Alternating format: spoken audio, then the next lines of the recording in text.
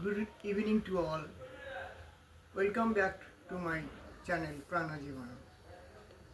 এর আগের তিনটে ভিডিওতে আমি shoulder rotation, neck rotation, face and brain movement দেখিয়েছিলাম, যার ফলে যাতে কী হয় না নেকে কোনো রকম স্টিফনেস বা পেন না থাকে, which is generally called spondylitis.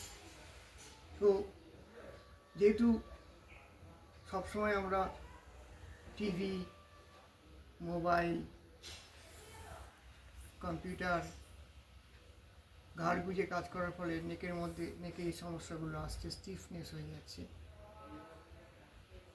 তার ফলে যেহেতু আমি একজন হোমিওপ্যাথিক লার্নার, তাই আজকে কিছু স্পেসিফিক রেমেডি আমি বলবো, কিন্তু তার সঙ্গে সঙ্গে এটাও বলবো ওই রেমেডিগুলো কিন্তু আপনারা লোকাল রেজিস্টার্ড প্রফেশনালের সঙ্গে আলোচনা করে ডিসকাস করে তবেই কিন্তু ইনটেক করবেন, কারণ মেডিসিনগুলো কিন্তু পার্সন টু পার্সন ভ্যারি করে এবং তার সঙ্গে সঙ্গে পোটেন্সিও কিন্তু ভ্যারি করে। তাই আমার হাম্বেল রিকোয়েস্ট যে নিজেরা যেন নিজেদের মতো করে মেডিসিনগুলো খাবেন। আমি হোমিওপ্যাথিক এবং বায়োকেমিক দুটো মেডিসিনই বলবো। প্রথমে আমি হোমিওপ্যাথিক মেডিসিনগুলোর কথা বলি। প্রথমে হচ্ছে রস্টক্স, ঘাড়ের স্টিফনেসের ক্ষেত্রে অত্যন্ত কার্যকরী একটি মেডিসিন। এ মুভমেন্টে ভালো থাকে, রেস্টে অ্যাগ্রাভেট করে।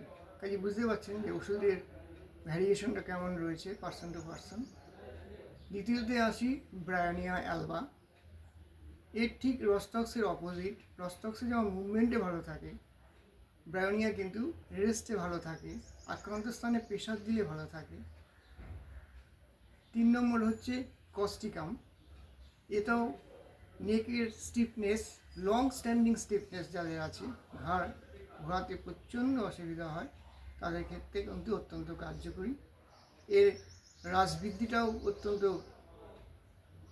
গুরুত্ব সহকারে দেখতে হয়, কারণ রেনি সিজনে পেশেন্ট ভালো থাকে, অন্য সময় ফাইন ওয়েদারে রোগীর যন্ত্রণা, কষ্ট ইত্যাদি বৃদ্ধি পায়।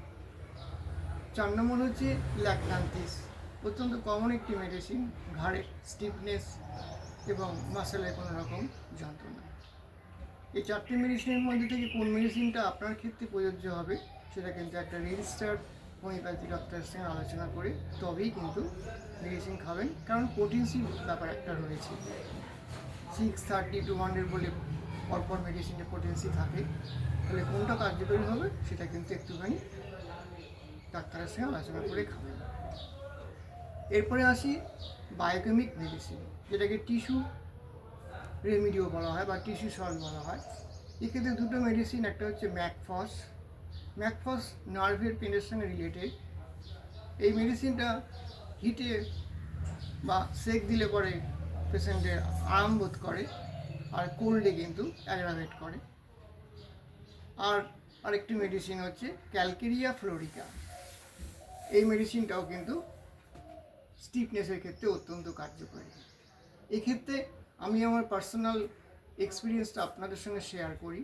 কয়েক বছর আগে, যেহেতু আমি একজন ইংলিশের টিচার, সকাল 6টা থেকে বেলা 10টা পর্যন্ত ঘাড় গুজিয়ে এক একটা ব্যাচে 20টা-25টা করে স্টুডেন্ট পড়াতাম। তার সঙ্গে বিকেলবেলাও 5টা থেকে 9টা। অবশ্য বিকেলবেলা আমার সঙ্গে আমার ওয়াইফও শেয়ার করতেন। সেই হিউম্যানিটিস গ্রুপের বাংলা, ইতিহাস, ভূগোল পড়াতেন। ফলে হয়েছিল কি, আমার স্পন্ডিলাইটিস হয়ে গিয়েছিল। দাঁড়াতে গেলে মাথা ঘুরতো, ঘাড় এদিক ওদিক করলে পরে কটকট আওয়াজ হতো। তখন এই দুটো biochemic medicine, ম্যাকফস, actually magnesium phosphoricum, সংক্ষেপে ম্যাকফস বলা হয়, এবং ক্যালকেরিয়া ফ্লোরিকা মানে ক্যালফ্লোর, এই দুটো মেডিসিন আমার স্পন্ডিলাইটিস দূর করতে আমাকে ভীষণভাবে সাহায্য করেছিল। কাজেই আপনারা যখন মেডিসিনটা খাবেন, নিজেরা কোনো কিছু ডিসিশন নেবেন না, রেজিস্টার্ড হোমিওপ্যাথিক প্র্যাকটিশনারের সঙ্গে যোগাযোগ করে তারপর কিন্তু মেডিসিনটা খাবেন। এটা কিন্তু আমার বিশেষ রিকোয়েস্ট রইল আপনাদের কাছে।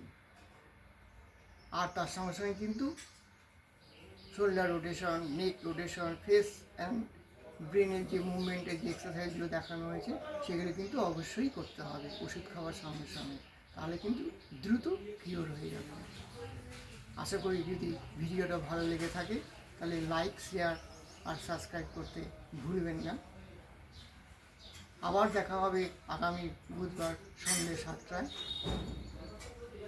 কোনো এক্সারসাইজ নিয়ে আমি আবার আসবো। Till then, stay safe and stay healthy.